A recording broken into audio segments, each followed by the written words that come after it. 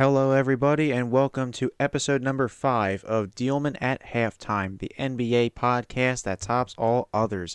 I'm your host, Larry Diehlman. If you're joining us for the first time, welcome aboard, and if you've been a loyal listener, welcome back. We have much to get to today and not a lot of time to do it.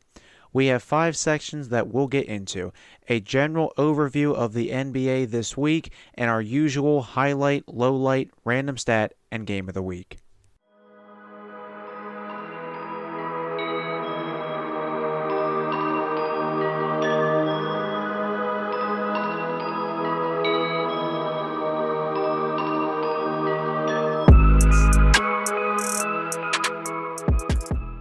Let's get into our content for the week.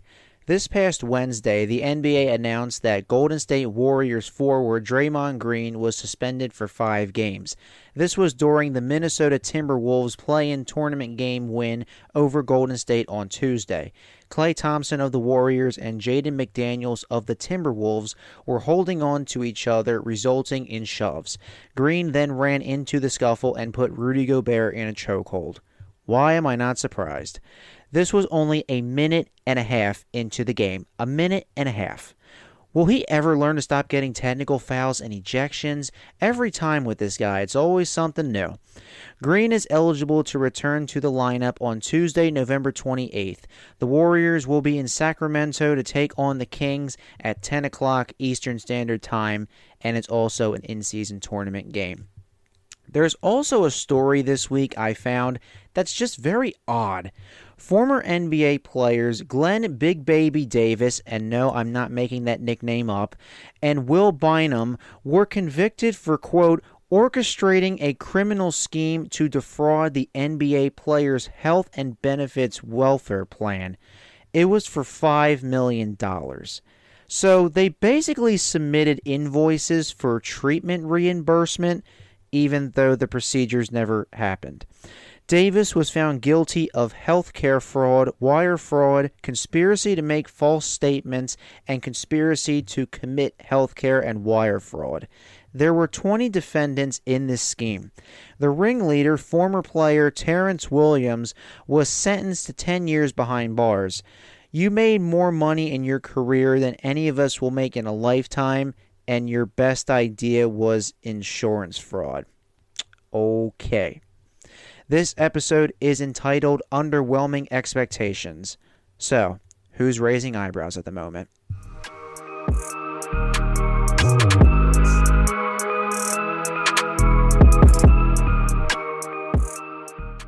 Let's go to our highlight, the Miami Heat.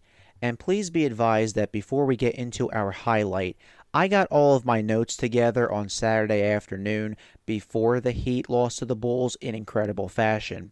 Despite being down 22-1 in the first quarter, the Bulls outscored the Heat 101-75 for the rest of the way. Now to our featured presentation. Hey, look, guys, the Miami Heat are back to that thing called winning. Miami is 8-5 and tied for 4th in the Eastern Conference with Orlando and New York. They began the season 1-4, with their only win being the first game of the season, which was at home against the Pistons in a 1-point victory. If you remember from the spring, though, the Heat went on one of the most improbable finals runs in NBA history. They were the first play-in team and second 8th seed to make the finals. Denver was just the better team. Now, Miami is led by Jimmy Butler, Bam Adebayo, and Tyler Hero. Butler, who just turned 34 in September, is averaging about 22 points, 5.5 rebounds, 3.5 assists, and almost 1.5 steals per game.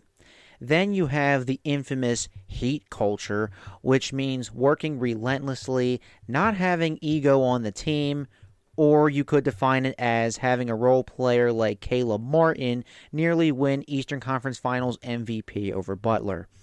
Miami, along with Milwaukee, Philadelphia, and Boston, should be in the top 4 in the playoff seeding very soon. Anything lower would be disappointing in my opinion. The Heat's next game is tonight, Monday, November 20th at 8 o'clock. They will be in Chicago to take on the Bulls. Again.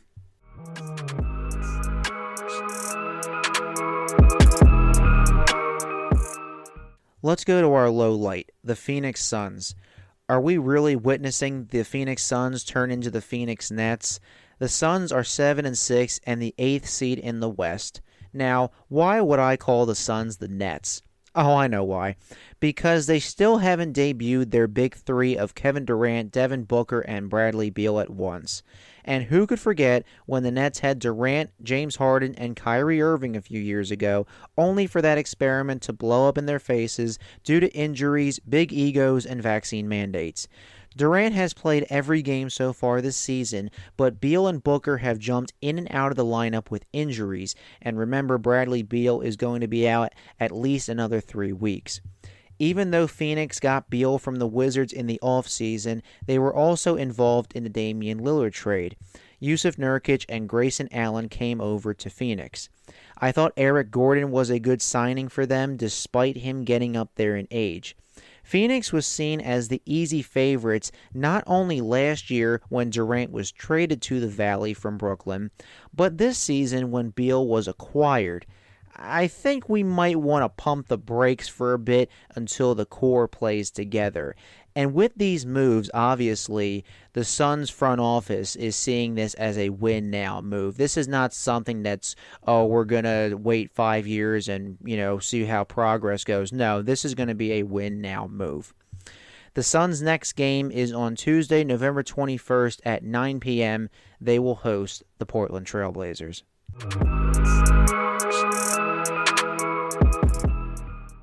Now for our random stat. Remember when Russell Westbrook came off the bench last year for the LA Lakers and the whole experiment was just a complete failure?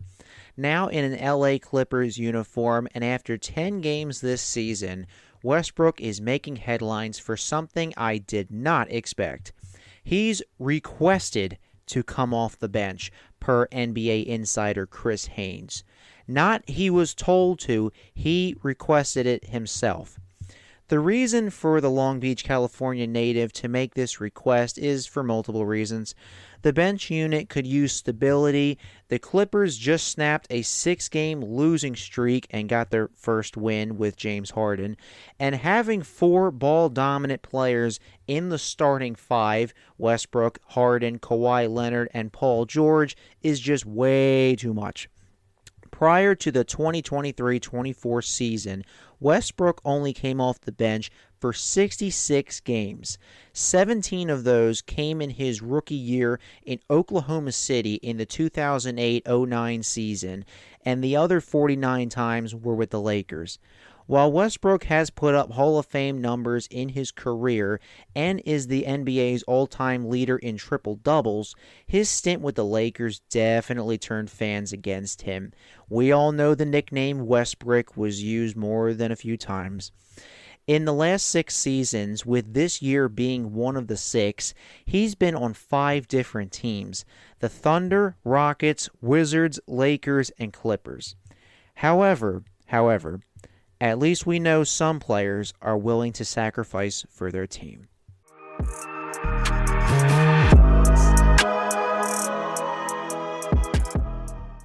Let's wrap things up with Game of the Week. For this edition of Game of the Week, let's go with the Philadelphia 76ers at the Minnesota Timberwolves. This game will occur on Wednesday, November 22nd at 8 p.m. The Sixers are the 2nd seed in the East, while the Timberwolves are the top seed in the West. No, that is not a typo. You can stop laughing. Philadelphia, after their 8-game winning streak, lost to the Pacers and Celtics in back-to-back home games last week.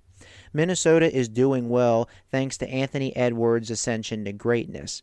Despite the altercation we discussed in the opener with the Timberwolves and Warriors, they've beaten some good teams: Denver, Miami, Boston, and Golden State twice. This will be a guard battle of Tyrese Maxey versus Anthony Edwards and a big man battle of Joel Embiid versus Karl Anthony Towns and Rudy Gobert. My last few games of the week have been a little off, or should I say way off. I'm getting the team right, but I'm not really getting the score right. The ranges have been kind of blowouts recently, so I hope I get closer this week. I'm going to take the Sixers, 115. 104.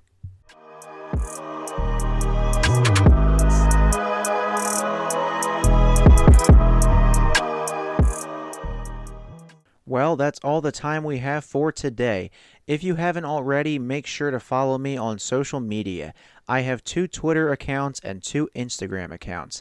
The podcast accounts are under @Diehlman_NBA for both Twitter and Instagram. My personal Twitter is @LarryDiehlman18, and my personal Instagram is @Mr_Sports18. They are also in the description on SoundCloud. And don't forget to spread the word about Diehlman at halftime. See you next time, fellow Hoops fans.